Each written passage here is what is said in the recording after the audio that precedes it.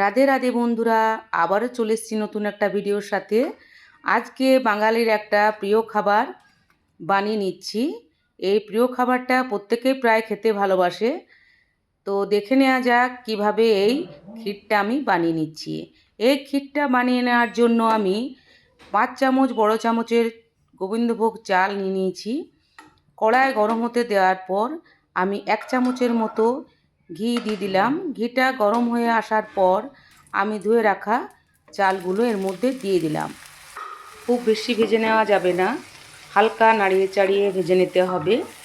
এরপর আমি একটা প্যাকেট গরুর দুধ এর মধ্যে দিয়ে দেবো। আমি প্যাকেট দুধে নিয়েছি, প্যাকেট দুধের ঘনত্বটা বেশ ভালো হয় এই জন্য, আর পায়েসটা খেতেও সুস্বাদু হয় প্যাকেট দুধের পায়েস। আর গরুর দুধটা জল মেশানো থাকে তো সেরকম ভালো হয় না। তো দেখুন আমি দুধটা এর মধ্যে দিয়ে দিলাম।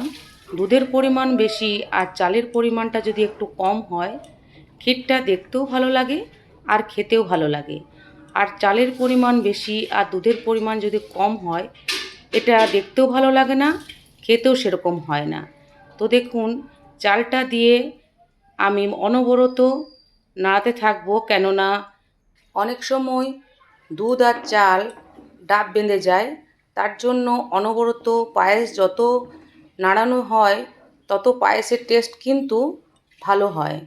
এরপর আমি এর মধ্যে 3টে এলাচ আর 2টো তেজপাতা দিয়ে দেব গন্ধের জন্য।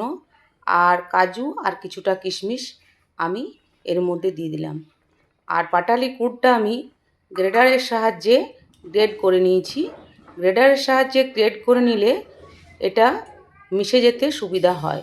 গুড় সব সময় পায়েসটা নামানোর কিছুক্ষণ আগে দিতে হয়, না হলে পায়েসটা কেটে যাওয়ার ভয় থাকে।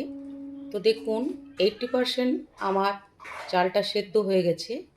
এরপর আমি গ্রেট করা গুড়টা এর মধ্যে দিয়ে দেব।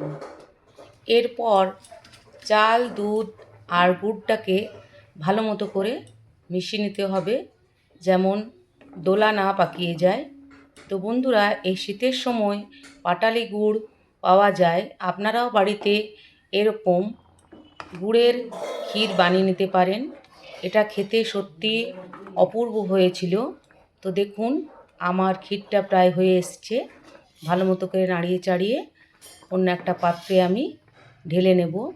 তো বন্ধুরা ভিডিওটা ভালো লাগলে নিশ্চয়ই একটা লাইক করবেন। ভিডিওটা আমার এ পর্যন্তই, আবার দেখা হবে পরের ভিডিওতে। বাই।